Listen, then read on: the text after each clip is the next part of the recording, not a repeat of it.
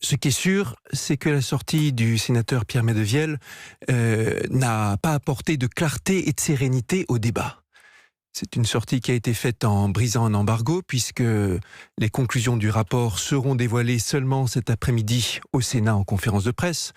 Et il a entretenu une confusion considérable, puisque ce rapport ne porte pas sur le glyphosate, ou du moins n'apporte aucune nouvelle conclusion sur le caractère cancérigène ou pas du glyphosate, parce que c'est juste pas son sujet.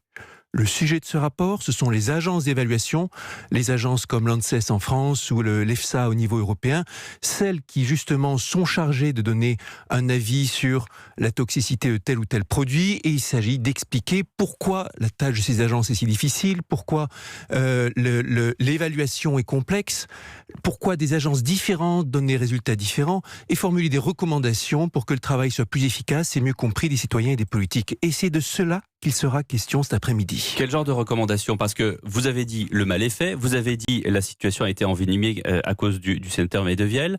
Il est peut-être aujourd'hui temps, Cédric Villani, de nous dire ce qu'il y a vraiment dans ce rapport. On ne peut pas attendre cet après-midi. Comme une fuite n'arrive jamais seule, le rapport a aussi commencé à circuler ici et là dans la presse, et sans dévoiler le cœur du rapport. D'abord, je voudrais insister. Alors, je vais vous dire quelques mots.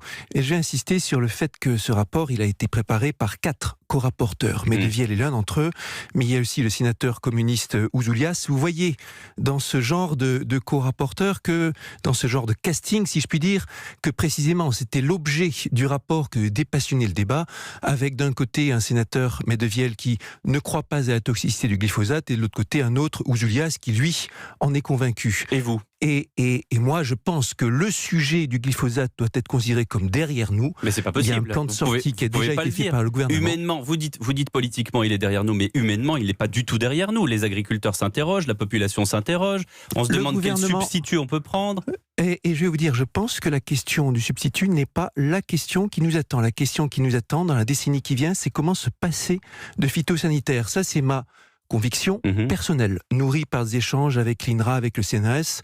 La conclusion que je me suis forgée en écoutant les experts, c'est que l'enjeu qui nous attend, c'est sortir des phytosanitaires, sortir des engrais de synthèse, et ça veut dire tout. Les phytosanitaires. C'est-à-dire sortir, c'est-à-dire une France agricole sans pesticides, sans rien du tout. Une France agricole avec le moins de pesticides possible. Il y a un enjeu non seulement pour l'agriculture. Vous qui êtes mathématicien, c'est quoi le ratio dans le moins de pesticides possible? Le moins, ça veut dire absolument le moins possible, et c'est ici qu'il faut laisser la parole aux chercheurs, aux agronomes. Ce que nous disent l'INRA, ce que nous dit le CNRS, il y a des expériences en cours dans lesquelles on fait des cultures dans lesquelles il n'y a aucun ajout de pesticides. Si vous arrivez à cette conclusion, Cédric Villani, c'est que vous nous dites que le glyphosate est dangereux.